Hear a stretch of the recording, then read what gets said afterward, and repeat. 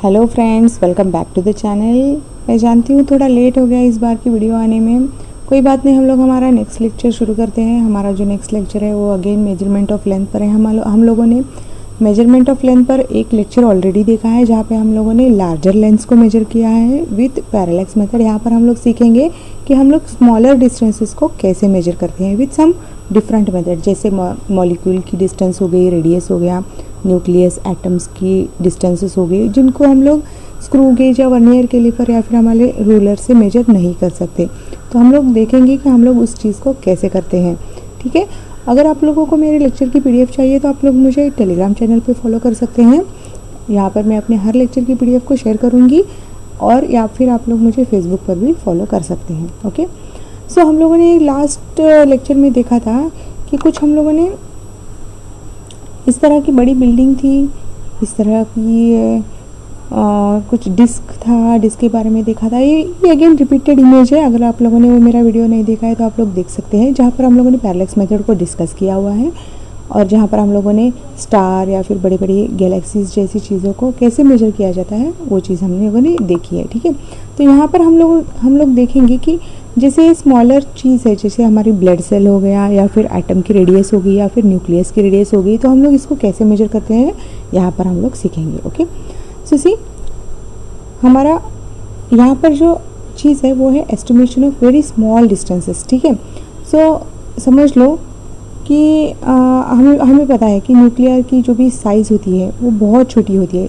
ये at the size of 10 to the power of -8 metre to 10 to the power of -10 metre. -10 का मतलब समझते हो बहुत छोटा हो गया है। ठीक है, तो हम लोगों को यहाँ पर स्पेशल इंस्ट्रूमेंट्स को डिज़ाइन करने की ज़रूरत है, जैसे प्रोटॉन हो गया, हाइड्रोजन, कार्बन, ऑक्सीजन जैसे मॉलिक्यूल्स है। यहाँ पर कॉम्बिनेशन ऑफ मॉलिक्यूल्स है, तो इन लोगों की साइज़ मेजर करने के लिए हम लोग रूलर्स का इस्तेमाल नहीं कर सकते हैं। ठीक है, तो यहाँ पर हम लोगों ने क्या किया है, कुछ डिफरेंट मेथड को इन्वेंट करने की कोशिश की है। तो साइंटिस्ट ने क्या किया कि विजिबल लाइट को यूज़ किया to measure the size of atoms. ठीक है, तो सिंपली समझने के लिए देखो क्या है, सपोज ये स्क्वायर बॉक्स है, ये वेव है। Wave is nothing but our visible light. Visible light का मतलब क्या होता है, जो भी लाइट लाइट की वजह से हम लोग चीज़ें देख पाते हैं उसे हम लोग विजिबल लाइट कहते हैं। ओके, तो ये वेव अगर इस छोटे से स्क्वायर से पास हो सकती है, इसका मतलब क्या है कि ये जो भी स्क्वायर का साइज है वो इससे तो बड़ा है, इस वेव से तो थोड़ा बहुत बड़ा है। ओके, तो सिमिलरली इस स्क्वायर की जगह आप लोग एटम बिठा दो, और इस एटम के अंदर से अगर ये वेव पास हो जाती है तो समझ लो कि वो एटम का साइज इस वेव से तो बड़ा है। ओके, अगर ये वेव इसे टकरा कर वापस चली जाए, तो suppose this is again sticking over here, और ये वापस चली जाए, तो इसका मतलब है कि ये इसके अंदर पास नहीं हो रही है, इसको टकरा कर वापस आ रही है। इसका मतलब क्या हो गया कि ये जो साइज है वो इतनी बड़ी नहीं है कि ये वेव इसके अंदर से पास हो सके।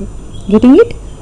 तो मॉलिकुलर साइज को कैसे मेजर किया जाता है, अगर कोई वेव सपोज विजिबल लाइट की जगह आप लोगों ने रेडियो वेव यूज़ किया, माइक्रोवेव यूज़ किया, डिफरेंट टाइप्स के वेव्स होते हैं। अगर आप लोगों ने डिफरेंट वेव्स यूज़ किए, अगर कोई भी वेव इस मॉलिक्यूल या फिर एटम के अंदर से पास हो रहा है, तो आप लोग वो साइज़ को आप लोग वेवलेंथ की साइज से मेजर करते हैं। ठीक है, तो आप लोग कंपेयर करते हो साइजेस को, और फिर आप लोग समझने की कोशिश करते हो अगर ये पास हो रहा है या फिर ये रिफ्लेक्ट होके वापस आ रहा है या फिर यहाँ पे स्टिक होके अंदर ही अटक रहा है। सो ये चीज़ समझने के लिए बोल रही हूँ। ओके, सो विजिबल लाइट को यूज़ कर एक माइक्रोस्कोप बनाया गया। तो सिमिलरली इलेक्ट्रॉन भी है, इलेक्ट्रॉन का भी वेव होता है, जैसे एटम के जो भी साइड ऑर्बिट में होते हैं जो इलेक्ट्रॉन्स होते हैं। ठीक है, तो इलेक्ट्रॉन माइक्रोस्कोप्स भी होते हैं। इलेक्ट्रॉन माइक्रोस्कोप का मतलब क्या होता है, आप लोग इलेक्ट्रॉन्स को यूज़ कर रहे हो to measure the size of an atom. Okay, so उसे हम लोग कहते हैं इलेक्ट्रॉनिक माइक्रोस्कोप। ठीक है, ऑप्टिकल माइक्रोस्कोप है, इलेक्ट्रॉनिक माइक्रोस्कोप्स है। तो बहुत सारे विजिबल लाइट को यूज़ कर एंड दिस इलेक्ट्रॉन बीम को यूज़ कर आप लोग मेजर करने की कोशिश करते हैं कि एटम की साइज़ क्या होती है। ठीक है, तो आप लोगों के 11th स्टैंडर्ड के चैप्टर में एक एक्सपेरिमेंट दिया गया है, तो हम लोग उसे भी देखेंगे। ठीक है, तो the wavelength of an electron can be as small as fraction of an angstrom. Angstrom का मतलब कितना होता है, 10 to the power of -10। याद रखना है, 10 to the power of -10 का मतलब होता है 1 एंगस्ट्रॉम। ठीक है, एंगस्ट्रॉम को कैसे लिखा जाता है, ऐसे ए लिखा जाता है और ए के सर पर एक छोटी सी बिंदी होती है। ठीक है, सो ऐसे ए होता है और ए के सर पे एक छोटी सी बिंदी होती है, सो जिसे हम लोग क्या कहते हैं, angstrom. Okay, so such an electronic microscopes with a resolution of 0.6 angstrom has built up. So हम लोगों ने जो अभी एक्सप्लेनेशन देखा वही यहाँ पर लिखा हुआ है। ये सिंपली उन बच्चों के लिए है जो पीडीएफ को डाउनलोड करते हैं as per the notes purpose. ठीक है, सो नेक्स्ट देखो, एक सिंपल मेथड है आप लोगों के 11th स्टैंडर्ड की बुक में, वो है ओलिक एसिड का एक्सपेरिमेंट। तो हम लोग इस चीज़ को, इस कंप्लीट चीज़ को इस छोटे से एक्सपेरिमेंट से समझने की कोशिश करते हैं, इस फिगर से समझने की कोशिश करते हैं। तो इस एक्सपेरिमेंट को परफॉर्म करने के लिए आपको क्या चाहिए, पानी चाहिए, वाटर यू नीड।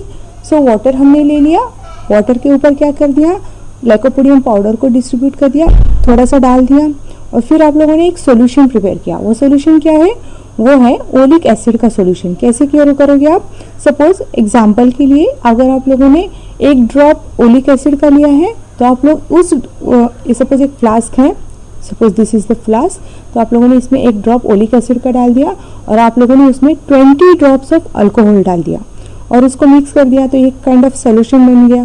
ओके, तो इसमें से आप लोगों ने एक ड्रॉप निकाला और एक दूसरे फ्लास्क में डाल दिया और उसमें आप लोगों ने अगेन 20 ड्रॉप्स ऑफ अल्कोहल मिला दिया। ठीक है, समझ में आ गई बात, तो वो एक अगेन सॉल्यूशन बन गया। तो ये कंप्लीट जो प्रिपेयर्ड सॉल्यूशन है उसके आप n नंबर ऑफ ड्रॉप्स इस वाटर में डालोगे जहाँ पे आप लोगों ने लाइकोपोडियम पाउडर को स्प्रिंकल किया हुआ है। ठीक है, तो क्या क्या हो गया, तो ये सॉल्यूशन जो बन गया उसका जो भी कॉन्सेंट्रेशन है वो कितना हो गया, 1/20 इंटू 20। कैसे हो गया, पहले 20 ड्रॉप्स ऑफ अल्कोहल डाले थे, बाद में 20 ड्रॉप्स ऑफ अल्कोहल डाल दिया, उसमें एक ड्रॉप ऑफ क्या है, ओलिक एसिड है। ठीक है, तो ये कंप्लीट कॉन्सेंट्रेशन कितना हो गया, 1/20 इंटू 20 सेंटीमीटर क्यूब। ठीक, ओके, सो आप लोगों ने n ड्रॉप्स ऑफ जो भी सॉल्यूशन होगा, n नंबर ऑफ मॉलिक्यूल्स को यहाँ पे स्प्रिंकल कर दिया, तो यहाँ पर एक मोनो लेयर बन जाएगी। मोनो लेयर का मतलब होता है एक थिन लेयर जहाँ पर जो भी ओलिक एसिड के मॉलिक्यूल्स होंगे, एटम्स होंगे, वो एक होंगे। इसके नीचे एक और एटम नहीं होगा। ओके, एक सिंगल लेयर होगी, जो सिंगल लेयर को क्या बोला जाता है, मोनो लेयर बोला जाता है। ठीक है, तो एक मोनोमोलिकुलर लेयर होगी और आप सिंपली इसकी थिकनेस को मेजर करते हो। जो भी इस तरह की थिकनेस जो भी फॉर्म होती है, जहाँ पे आप लोगों को ऐसे दिख रही है, यहाँ पे दिख रहा है, तो इसे न्यूक्लियर फिजिक्स की लैंग्वेज में फिल्म कहा जाता है। Okay, thin film. ओके, तो यहाँ पर भी दिया हुआ है सी ओलिक एसिड एक सोपी लिक्विड है जिसकी मॉलिक्यूलर साइज है 10⁻⁻⁹ मीटर। ओके, तो आप लोगों को क्या करना है, ओलिक एसिड लेना है, उसमें 20 drops of again alcohol mix करना है, उसके सॉल्यूशन को आप लोग फाइंड आउट करोगे तो ये आप लोगों का कॉन्सेंट्रेशन बन जाएगा। ओके, सो ये जो पूरी चीज़ है, जो भी हम लोगों ने अभी एक्सप्लेनेशन देखा, उसी को यहाँ पे लिखा हुआ है as per the notes purpose. ठीक है, सो उस जो भी मोनो लेयर फॉर्म हो जाएगी उसे हम लोग क्या बोलेंगे, एक थिन फिल्म कहा जाएगा। Where it is, see this is a circular film. Okay, तो ये फिल्म क्या है, इस चीज़ से कंफ्यूज मत होना। तो ये सिंपली नथिंग बट ये जो इस तरह का लेयर फॉर्म होता है उसे न्यूक्लियर फिजिक्स के लैंग्वेज में थिन फिल्म का नाम दिया गया है। गेटिंग इट, तो इसकी साइज मेजर कर लो, सिंपली आपको मिल जाएगा डायमीटर। तो आप लोग अभी ये मत सोचना कि अभी ये कैसे पता चलेगा। सी कैसे करते हैं, अगेन आप लोगों को पता है इसका कॉन्सेंट्रेशन, हमें पता है कि हम लोगों ने कितने ड्रॉप्स डाले हैं, या फिर आप लोग समझ लो कि यहाँ पर लाइन है, यहाँ पर लाइन है, जो भी आप मेजरमेंट के लिए यूज़ करते हो। तो you know how many layers you form your here. So हम लोगों के पास थिकनेस के लिए एक फॉर्मूला बन गया, हम लोगों के पास हमारे पास n ड्रॉप्स ऑफ सॉल्यूशन है। सो वॉल्यूम क्या हो जाएगा, NV centimetre cube. And one more thing, आप लोगों को पता होना चाहिए कि एरिया और वॉल्यूम में क्या डिफरेंस है। सपोज एक स्क्वायर है, तो suppose there is a square, तो स्क्वायर में एरिया क्या हो जाएगा, simply this is what your area, x and y distance. ठीक है, सो वॉल्यूम क्या हो जाएगा, एक और चीज़ एक्सटेंड हो जाएगी x डायरेक्शन में, तो ये चीज़ हो जाएगी आपकी वॉल्यूम। तो आप लोगों को पता होना चाहिए कि एरिया और वॉल्यूम में क्या डिफरेंस है। गेटिंग इट, तो हम लोग यहाँ पे क्या बात करें, वॉल्यूम की बात करें। जो n ड्रॉप्स ऑफ सोल्यूशन जो हमने डाला था उसकी वॉल्यूम क्या है, n into V centimetre cube, ठीक है। So amount of oleic acid in the solution क्या हो जाएगा, तो ये कंप्लीट सॉल्यूशन है multiplied by concentration of the solution, तो ये this will gives you amount of oleic acid का सॉल्यूशन, ठीक है। So this formula again you got, so this solution of oleic acid spread very fast on the surface of the water and form a very thin layer of the thickness of T, ठीक है। so thickness of T को हम लोग कैसे find out करेंगे, volume of the film divided by area of the film, ठीक है। so volume of the film is nothing but this what you are calculated, area is nothing but your A, that how much area it is covered, ठीक है, XY direction में। so ये जो चीज आपको मिल गई, इसमें आप लोग सारे वैल्यूज अगर पुट करोगे, अगर आप लोग लैब में भी एस्टिमेट करोगे, तो you will get the answer of the order of 10 to the power of -9 metre, ठीक है। तो यहाँ पर हम आप लोग ये मत सोच लेना कि ये जो थिन लेयर फॉर्म हो गई है तो हम लोग इसे कुछ स्केल से या माइक्रोस्कोप से मेजर करेंगे, no. So here you are calculated some kind of formulas to calculate all the things, ठीक है, okay. So in your book this thing is given to you, that is what, see, if the size of a nucleus, this conceptual example is given to you, so this is what the conceptual example is given to you. If the size of a molecule in the range of 10 to the power of -15 to 10 to the power of -14 metre, तो आप लोगों को nucleus की size दी गई है, तो is scaled up to the tip of the sharp pin, तो आप लोगों को एक शार्प पिन दी गई है जिससे आप लोगों को मेजर करना है व्हाट इज द रफली साइज ऑफ एन एटम, तो आप लोगों को एटम की साइज मेजर करनी है बाय गिवन पॉइंट, ठीक है। सो एक और चीज क्या दी गई है, न्यूक्लियस की साइज दी गई है, ठीक है। So assume that the tip of the pin to be of the range of 10 to the power of -5 to 10 to the power of -4 metre, ठीक है। सो ये जो पिन है उसकी टिप की साइज है 10 to the power of -5 metre, ठीक है। और आप लोगों को क्या दिए गए, this is the atom and this is what the nucleus, तो न्यूक्लियस की साइज क्या दी गई है 10 to the power of -15 to 10 to the power of -14 metre, ठीक है। तो ये size you know, this you know, when you put this point over here, तो कितना कवर कर रहा है, सपोज यहाँ तक कवर कर रहा है, okay, sorry, so suppose this is what your nucleus, तो यहाँ पर कुछ पॉइंट आ गया, तो यहाँ पर भी कुछ पॉइंट आ गया, तो ये बीच वाला हो गया आपका nucleus of the size of -14 to -15 metre, चाहे कुछ भी हो, 10 to the power of minus, okay, that you remember. तो ये -15 और ये टिप क्या हो गया -5, तो इफ यू कैंसल दिस तो कितना बचेगा इन बिटवीन बचेगा 10 टू द पावर ऑफ -10, ठीक है। सो ये टिप और ये जो न्यूक्लियस की साइज है उसमें कितना स्पेस बचा है 10 to the power of -10 metre, ठीक है। तो हमारी स्केल क्या बताती है पिन की, हम लोग तो इतना ही कैलकुलेट कर सकते हैं, तो this pin whatever given to you is not a enough thing to measure the size of the atom, ठीक है। तो so nucleus is an atom is as small in size as the tip of a sharp pin, तो हमें जो sharp pin दी गई है वो इतनी बड़ी है कि जिससे हम लोग हमारा मेजरमेंट नहीं कर सकते हैं, ठीक है। तो आप लोगों को आंसर में क्या लिखना है, सिंपली यहाँ पे क्या आंसर दिया गया, the size of the nucleus is what, again जो भी यहाँ पर दिया है वही यहाँ पे रिपीटेड है, तो आप लोगों को डिफरेंस इतना ही बताना है कि आप लोग इतना ही डिफरेंस से मेजर कर सकते हैं, ठीक है। So metre will be scaled up to the size of 1 metre, तो आप लोगों की जो पिन है वो is not enough to measure the thing, ठीक है, okay. So next one more example is there that how much positive and negative charges is there in a cup of water. Suppose let us assume कि आप लोगों के पास cup of water है जिसका मास और कुछ भी नहीं दिया गया है, तो you are assuming that 250 gram of water है, and one more thing, molecular size of the water is what, 18 gram. molecular size is nothing but what, molecular mass का मतलब होता है कि वाटर की जो मॉलिक्यूल्स है H2O, हाइड्रोजन एंड ऑक्सीजन, उसका एटॉमिक मास की एडिशन, ठीक है। हाइड्रोजन एंड ऑक्सीजन जिसके एटॉमिक मासेस है 2 and 16, जिसको आप ऐड करोगे तो बन जाएगा 18, तो 18 ग्राम ऑफ वन मॉलिक्यूल की एटॉमिक मास बन जाएगा। तो this thing atomic mass of one molecule and this is what the number of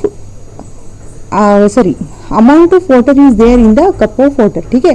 तो this 250 multiplied by 18 when you do, तो ये कंप्लीट बन जाएगा mass of molecular mass of cup of water, ठीक है।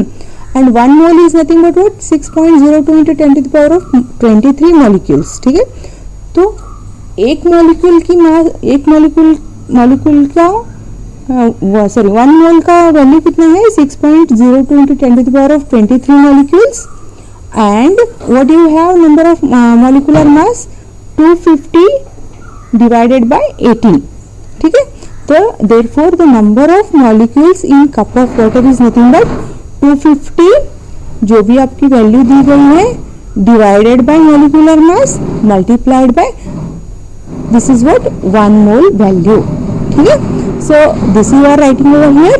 सो each molecule of water contains 2 hydrogen atoms and 1 oxygen atom. So 2 hydrogen atom है और 1 oxygen atom है, जो कंबाइनिंगली 10 इलेक्ट्रॉन्स एंड 10 प्रोटॉन्स है इन ईच मॉलिक्यूल, ठीक है। सो आप लोगों को क्या फाइंड आउट करना है, number of charges. So this is what you are giving, how many atoms were there in the water in 250 gram of water, ठीक है। सो कितने वाटर की मॉलिक्यूल्स है वो दी गई है। सो इसको आप लोग मल्टीप्लाई करोगे किसके साथ, number of protons and neutrons, ठीक है, sorry number of protons and electrons.